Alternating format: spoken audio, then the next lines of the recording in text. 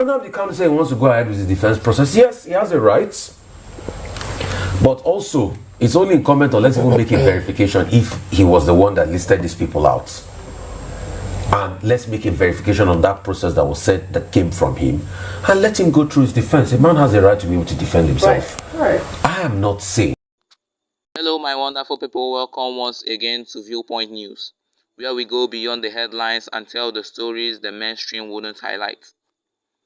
Today we bring you an unfolding development that could shake the very pillars of Nigerian justice system. Mazi Nnamdi Kanu, the leader of the indigenous people of Biafra, appeared in court with an open defense for the first time in months.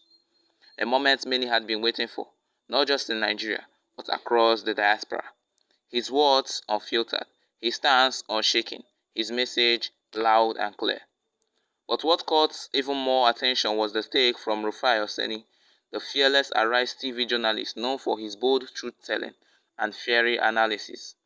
Rufai weighed in his own signature style, breaking down what Kanu's court appearance means for Nigeria, for the Southeast, and for the fragile balance of justice and national unity. This is not just another court audit. It is a moment in history, a moment where truth meets power in the courtroom.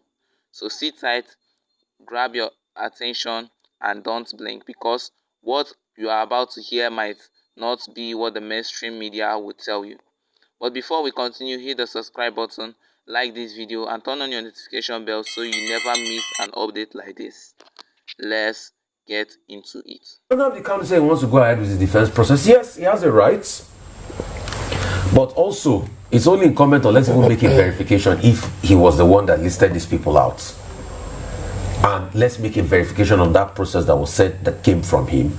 And let him go through his defense. A man has the right to be able to defend himself. Right. I am not saying that we should not, have a definitive stance on the rule of law in this country. But all I point out every day is the hypocrisy. The selective application. I mean, there are people now that we see them carrying guns and everything, bandits, having peace meetings and all that. Nobody have arrested them now. Okay. Their matter is not in court, it's not sub judice now. All right. So that one is out there.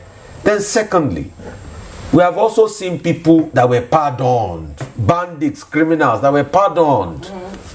All we are also saying is the political solution that you feel was good for the bandits that people speak for, give it to this man and charge him that if any other thing is done again, then actions will be meted out. That's all what a lot of people are calling for in this regard. Yes. That's just it. So if you call him all sorts of things, you call him a terrorist and everything, but you've done it for some bandits in the past now, why is his own different?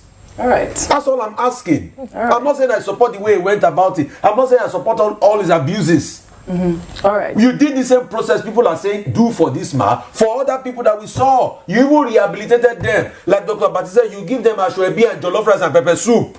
These are people that carry gun. No? I'm not sure Nnamdi Kanu ever. Did you ever say any gun is not going to shoot people? But these are even people that carry gun. No, that kill criminals. That criminals that committed heinous crimes. Oh. All right. You gave them a waiver and you said they should be good members of society again.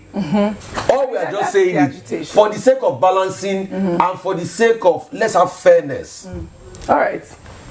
Let that same thing be done to Nnamdi Kanu, and let's also charge him that all the insecurity there that people attributed to you, let it stop. All right. So that at least when Nnamdi Kanu is out of the picture, anybody that does this thing again, we say, okay, we know this is criminality. That's all I'm arguing. The names that he mentioned, though, as compellable witnesses, I mean, I wonder how that will play into his, defense and all of that. He's asking for 90 days. I believe the last time there was a ruling by James Judge Omotosho, he had said that Nnamdi Kanu should, conduct his case within 6 days. So I don't know. I mean, he's now asked for 90 days. It seems like another extension.